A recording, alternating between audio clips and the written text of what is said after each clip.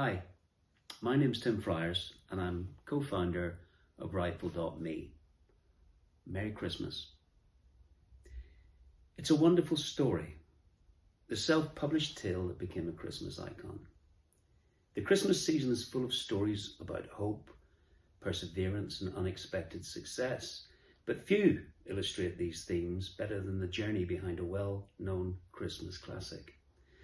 For writers, especially those exploring or embracing self-publishing, the history of this beloved tale offers a reminder that a creative work can take an extraordinary path, even when its beginnings seem unremarkable.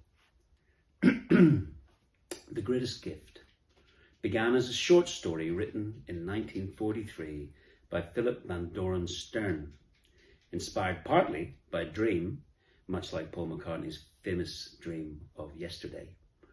Stern imagined a man being shown what the world would look like if he had never existed. Although this echoes the spirit-guided transformation in Dickens's A Christmas Carol from 1843, Stern's version was distinctly his own. When publishers showed no interest, Stern paid to have 200 copies printed himself. He sent them to friends and family in place of a Christmas card, and added a few for contacts in Hollywood. It was a small act of confidence, the kind every self-publishing writer understands, but it turned out to be a decisive one. You may not recognize the title, The Greatest Gift, but you will certainly know the film it later inspired, It's a Wonderful Life.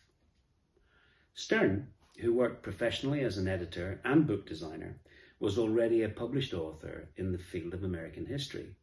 He also contributed to the armed services editions during the Second World War, trimming and resizing books so that they would fit comfortably into soldiers' uniform pockets.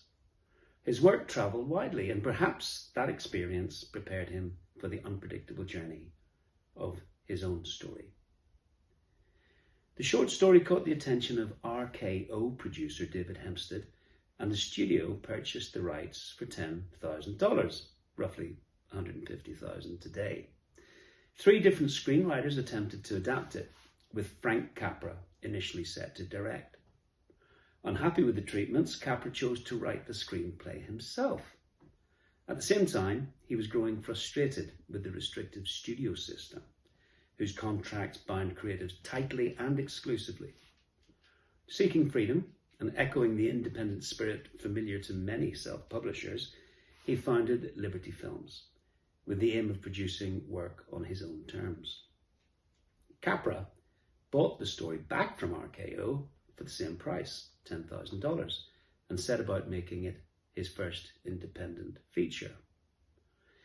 To get Liberty Films off the ground, Capra needed a hit. He approached James Stewart, who had returned from flying bombing missions over Germany and was struggling to decide whether to continue acting. The story of George Bailey, a man worn down by circumstance and contemplating ending his own life, resonated with Stewart.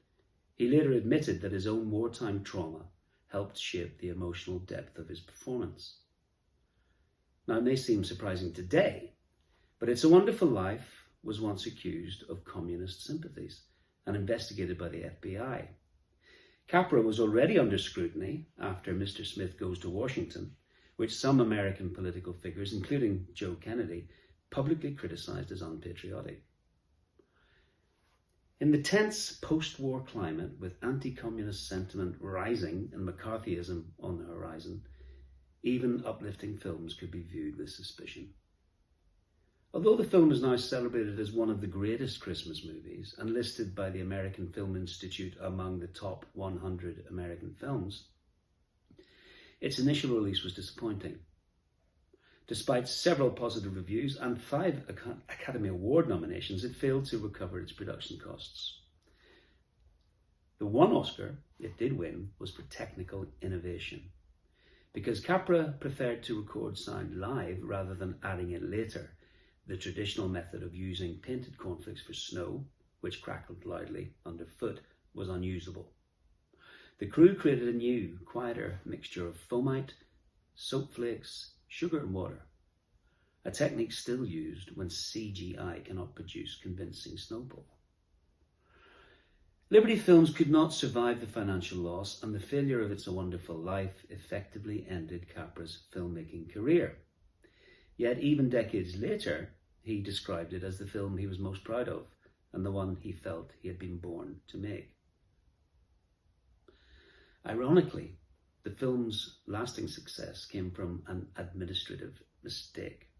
In 1974, its copyright lapsed due to a clerical error, placing it effectively in the public domain. TV networks could now broadcast it for a nominal fee, which they did repeatedly throughout the 1970s and 80s. As it aired year after year, audiences rediscovered it, responded to its universal themes of self-worth, kindness and community, and turned it into a cherished classic. Stern continued to receive royalties for The Greatest Gift because he had renewed the book's copyright, though the film's rights were not settled until 1993, when NBC secured exclusive television ownership. When you rewatch it this Christmas, look out for the visual humour woven throughout. Capra began his career working on silent films, and his fondness for visual gags remains.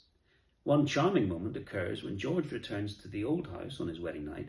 A doorman leans back against the doorframe to raise his hat, and George responds by lowering his head, and the rainwater that pours off the hat brim becomes a playful tip in return. Small wordless touches like this help keep the film lively and engaging, even in its quieter moments.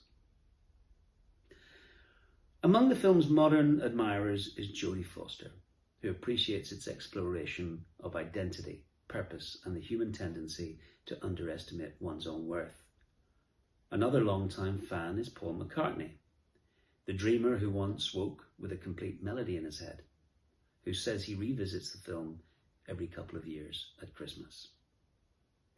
For writers, especially those choosing or considering the self-publishing route, the story behind The Greatest Gift is a reminder that creative work often takes unexpected paths. A tale that began as a humble, self-funded Christmas card ended up inspiring one of the most loved films of all time. Clarence tells George that each man's life touches so many other lives. So keep dreaming, keep writing, and you never know whose heart your words will reach or what your own work might become. It really is a wonderful life. Merry Christmas.